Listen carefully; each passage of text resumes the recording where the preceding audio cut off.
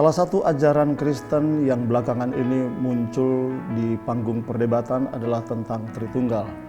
Beberapa orang mengatakan bahwa Tritunggal baru dirumuskan pada sekitar tahun 325 dalam sebuah konsili di Nisea.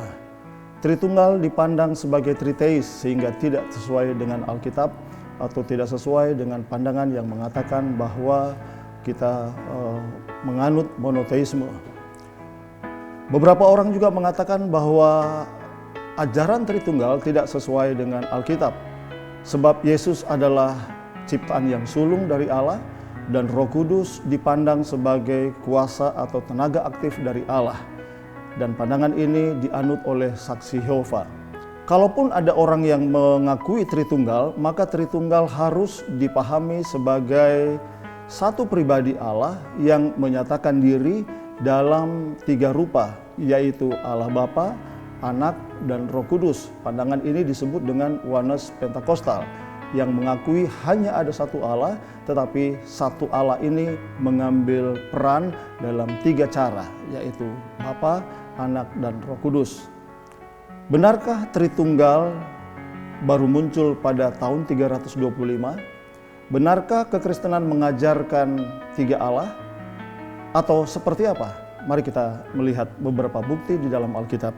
Saudara, memahami keberadaan Allah, kita hanya bisa memahaminya berdasarkan sejauh mana Allah menyatakan dirinya.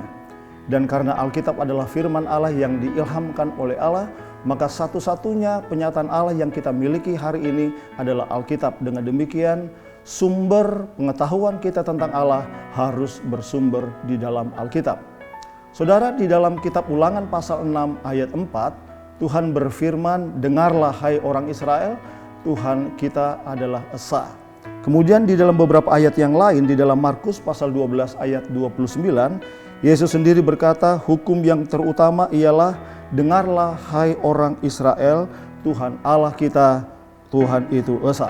Kemudian dalam 1 Timotius pasal 1 ayat 17, Paulus juga berkata, "Hormat dan kemuliaan sampai selama-lamanya bagi Raja segala zaman, Allah yang kekal, yang tak nampak, yang esa. Amin." Dengan demikian, dari beberapa ayat yang saya kutip, Alkitab sesungguhnya mengajarkan kepada kita bahwa Allah yang kita puja, Allah yang disembah oleh orang-orang Kristen berdasarkan Alkitab adalah Allah yang esa.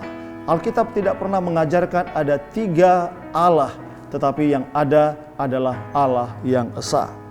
Selanjutnya, kalau kita menyelidiki kata-kata yang digunakan baik perjanjian lama maupun perjanjian baru yang menunjuk pada keesaan Allah, seperti yang nyata dalam Ulangan pasal 6 ayat 4 ataupun ucapan Yesus yang berbicara tentang keesaan Allah, maka satu kata yang digunakan di dalam Alkitab kita yang berbicara tentang keesaan Allah, di situ dalam bahasa Ibraninya adalah ekad. Perlu saudara ketahui bahwa di dalam perjanjian lama ada beberapa kata yang digunakan untuk menunjuk bilangan satu. Di antaranya adalah yakid. Ekad berbicara tentang angka satu, tetapi angka satu yang kompleks. Sementara yakid berbicara tentang angka satu yang absolut, artinya satu-satunya. Nah, di dalam Alkitab kita berbicara tentang keberadaan Allah yang esa itu, maka mayoritas Alkitab kita menggunakan kata ekad. Itu berarti kata ekad yang menunjuk keesaan Allah di dalam perjanjian lama mensinyalir atau menunjukkan kepada kita ada unsur kejamakan di dalam ayat-ayat itu. Esa, ekad yang berbicara jamak. Demikian juga kalau kita membaca di dalam Kejadian pasal 1, ketika kitab Kejadian menulis pada mulanya Allah menciptakan langit dan bumi, dalam bahasa Ibrani kata Allah digunakan Elohim. Nah, dalam banyak catatan perjanjian lama, akhiran im selalu menunjuk pada kejamakan Allah. Dengan demikian kita menemukan di dalam kitab Kejadian unsur-unsur pluralitas Allah terlihat dari kata Elohim. Nah, kalau kita juga membaca di dalam Kejadian pasal 1 ayat 26, ketika penciptaan itu terjadi, maka Alkitab berkata kepada kita, "Baiklah kita menjadikan manusia menurut gambar dan rupa kita." Perhatikan, Alkitab menggunakan kata kita yang mengandung pengertian kejamakan. Kemudian kalau kita juga membandingkan di dalam Kejadian pasal 18 ayat 1 dan 2 yang berkata demikian. Kemudian Tuhan menampakkan diri kepada Abraham dekat pohon terbantim di Mamre, sedang ia duduk di pintu kemahnya waktu hari panas terik. Ketika ia mengangkat mukanya, ia melihat 3 orang berdiri di depannya. Sesudah dilihatnya mereka, ia berlari dari pintu kemahnya, menyongsong mereka, lalu sujud ia sampai ke tanah. Kejadian pasal 18 ayat 1 dan 2 mengisahkan penampakan Allah kepada Abraham. Dan kita tahu ketika Allah menampakkan diri dan kemudian Abraham sujud kepada Allah, Alkitab menulis ada 3 pribadi di sana. Kemudian kalau kita membaca lebih jauh di dalam kitab Perjanjian Baru, misalnya di dalam kitab Matius pasal 3 ayat 16 dan 17, ketika Yesus dibaptis, Alkitab berkata, langit terbuka, maka ada sebuah pernyataan dari Bapa, inilah anakku yang kukasihi, kepadanya lah aku berkenan. Kemudian Alkitab juga menulis Roh Kudus dalam rupa burung merpati hinggap di dalam diri Yesus.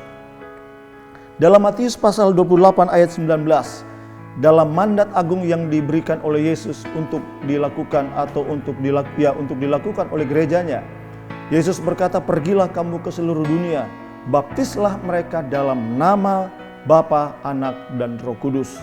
Dalam gramatikal Yunani, kata nama digunakan di situ adalah berbentuk tunggal. Bentuk tunggal namun terdiri dari 3 pribadi, Bapa, Anak, dan Roh Kudus. Kemudian satu ayat lagi di dalam pertama Yohanes pasal 5 ayat 7 dan 8 berkata demikian. Sebab ada 3 yang memberi kesaksian di dalam sorga, Bapa, Firman, dan ketiganya dan Roh Kudus, dan ketiganya adalah satu. Dengan demikian dari beberapa bukti yang saya kutip tadi, berdasarkan perjanjian lama maupun perjanjian baru, Allah yang menyatakan dirinya kepada umatnya adalah Allah yang esa, dan Allah yang esa itu menyatakan dirinya dalam 3 rupa pribadi, yaitu Allah Bapa, Allah Anak, dan Allah Roh Kudus.